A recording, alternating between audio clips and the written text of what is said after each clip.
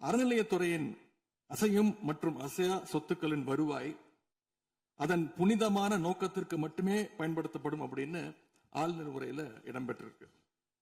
இந்த கருத்தை பார்க்கும் பொழுது அறநிலையத்துறையே இருக்கக்கூடாது அப்படின்னு சொல்ற பாஜகவுடைய குரலாகத்தான் தாவேக அரசும் சொல்லுதா அப்படிங்கிற சந்தேகம் எங்களுக்கு வருது. பாஜகவும் வலதுசாரிகளும் சொல்றது இதுதான், அறநிலையத்துறை பள்ளி கல்லூரிகளை நடத்தக்கூடாது, அறநிலையத்துறை பள்ளி கல்லூரிகளை நடத்தக்கூடாது அப்படின்னு சொல்லிட்டு இருக்கிறாங்க. இதுக்காக வழக்கும் தொடர்ந்து இருக்கிறாங்க. இந்த நிலைப்பாடு திருமண மண்டபங்கள் வணிக வளாகங்களோடு நிற்குமா, இல்ல கல்வி நிறுவனங்களுக்கும் இந்த கண்டிஷன்ஸ் அப்ளை செய்யப்படுமா? மாண்புமிகு அறநிலையத்துறை அமைச்சர்கள். மாண்புமிகு பேரவை தலைவர் அவர்களே, மாண்புமிகு தமிழ்நாடு முதல்வர் அவர்களே, அறநிலையத்துறையை பொறுத்த வரைக்கும் கோவில்களின் வருமானம்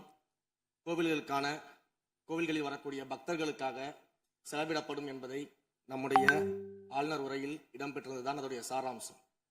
இன்னொன்று, சமீபத்தில் வெளியிடப்பட்ட திருமண மண்டபங்கள் மற்றும் வணிக வளாகங்கள் அந்த பணிகள் துவங்கப்படாத பணிகள் நிறுத்தப்பட்டது என்பது இந்த பணிகளை பொறுத்த வரைக்கும் நாம் ஆராய்ந்த வரைக்கும் அந்த கோவில்களில் பொதுமக்களுக்கு தேவையான அடிப்படை வசதிகள், பொதுமக்களுக்கு தேவையான தங்குமிட வசதிகள், பொதுமக்கள் பக்தர்கள் வரப்போது அவர்களுக்கு தேவையான அடிப்படையிலான கழிப்பறை வசதிகள் போன்ற இந்த வசதிகளை மேம்படுத்துவதை காட்டிலும் இவர்கள் கமர்ஷியலாக கோவில்களுக்கு திருமண மண்டபங்கள் கட்டுவதிலும் வணிக வளாகங்கள் கட்டுவதிலும் அதன் மூலமாக வருவாய் ஈட்டுவதை மட்டுமே குறிக்கோளாக வைத்துக் கொண்டு இந்த திட்டங்களை துவங்கியதன் காரணமாக மேலும் அதன் மீது பல்வேறு நீதிமன்ற வழக்குகள் ஸ்டே ஆர்டர்ஸ் இருப்பதனால நாம் அதையெல்லாம் ரத்து செய்து அறிவிச்சிருந்தோம். இதற்கு ஒரே ஒரு உதாரணமாக, எந்த அளவிற்கு கோவில்களை கமர்ஷியலாக மாற்றுவதற்கு கடந்த ஆட்சி காலத்தில் முயற்சி செய்து கொண்டிருந்தார் என்பதற்காக ஒரே ஒரு சிறிய உதாரணத்தை மட்டும் சொல்லிடுறேன். அருள்மிகு குன்னூரில் இருக்கக்கூடிய அருள்மிகு விநாயகர் திருக்கோயில், ஏறத்தாழ அந்த கோயில்கள் இருந்து கோயில் நிதியை பயன்படுத்தி 10 கோடி ரூபாய் மதிப்பில ஒரு மல்டி லெவல் கார் பார்க்கிங் வசதியை அந்த கோயிலுக்கு ஏற்படுத்துவதற்கான திட்டத்தை இந்த அரசு அனுமதித்திருக்கிறது. இதற்கு முன்னால் இருந்தக்கூடிய அமைச்சர் அவர்கள் அதை அறிவித்திருக்கிறாங்க. அந்த கோயில்ல ஒட்டுமொத்தமாக மாதத்திற்கு வரக்கூடிய பக்தர்களின் எண்ணிக்கையே 500 தான் ஆவரேஜா.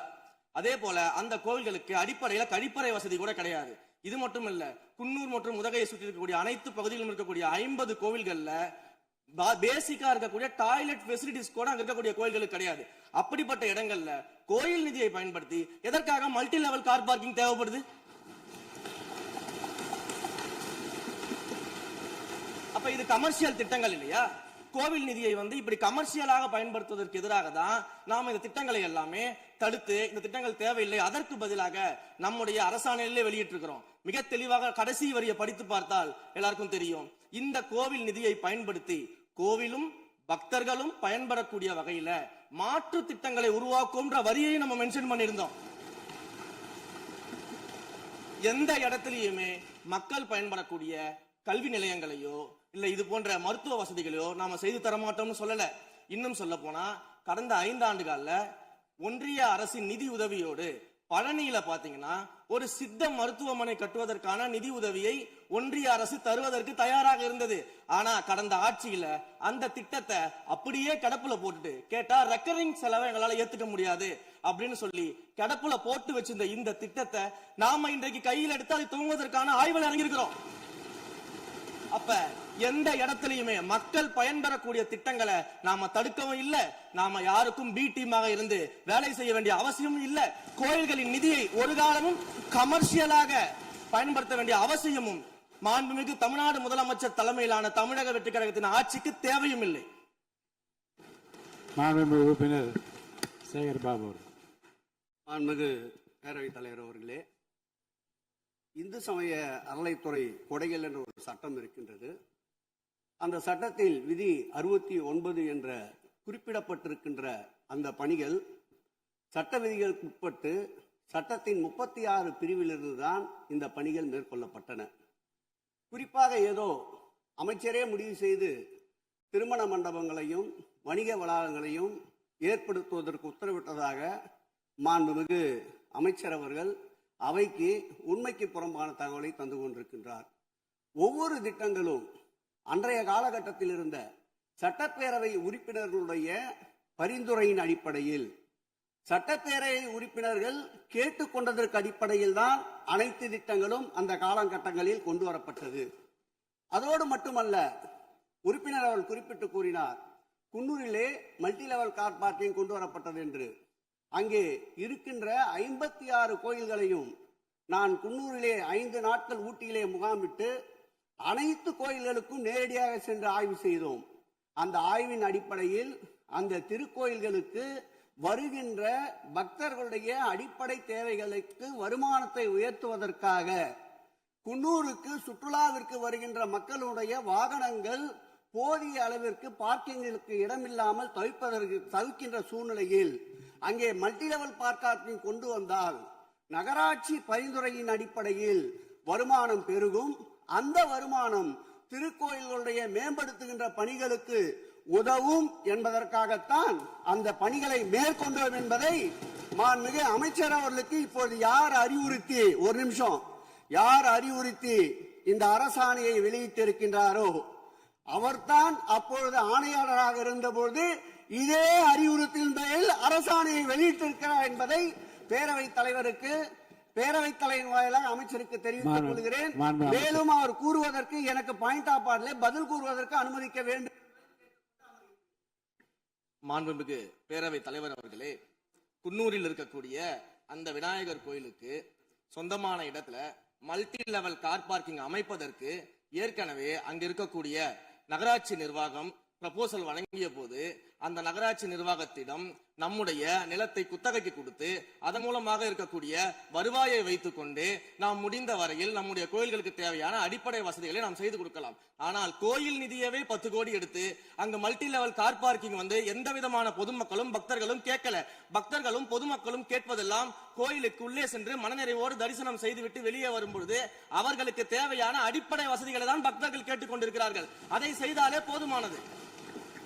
மாண்புமிகு எதிர்க்கட்சி தலைவர் பேசுகிறீங்க. மாண்பு போதுங்க. நீங்க சொன்னீங்க விளக்கம் சொல்லி திருப்பி இதை நான் அனுமதிக்க முடியாது. மாண்புமிகு எதிர்க்கட்சி தலைவர் பேசுங்க. வேண்டாம், போதும். நீங்க பதில் சொல்லிட்டீங்க பாருங்க. மல்டி லெவல் கார் பார்க்கிங் தேவைன்னு அவர் இல்லைன்னு சொன்னாரு. ஏன் போட்டு நீங்க சொல்லிட்டீங்க. அதோட விவாதம் முடிந்தது. மாண்புமிகு எதிர்க்கட்சி தலைவர் பேசுங்க. நீங்க திரும்ப எதுக்கு பாயிண்ட் பாடுற? இனிமே எதிர்க்கட்சி தலைவர் பேசி முடிக்கிற வரைக்கும் குறுக்கீடுகள் அவசியம் இருந்தால் அனுமதிப்பேன், அனுமதிக்க முடியாது. எதிர்க்கட்சி தலைவர் பேசலாம். ஒரு குற்றச்சாட்டு இல்ல, விளக்கம் தான் சொன்னார். என்ன குற்றச்சாட்டு சொன்னாரு? அவர் விளக்கம் சொல்லிட்டாரு. மாண்பு எதிர்க்கட்சி தலைவர் நீங்க பேசலாம்.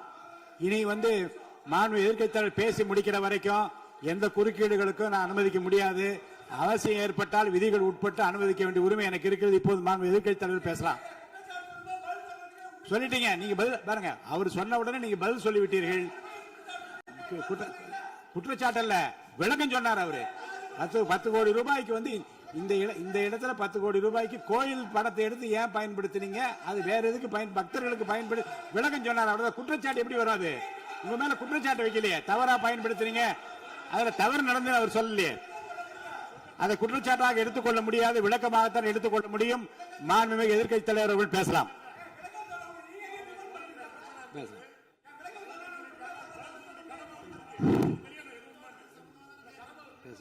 அவை முன்னவர்.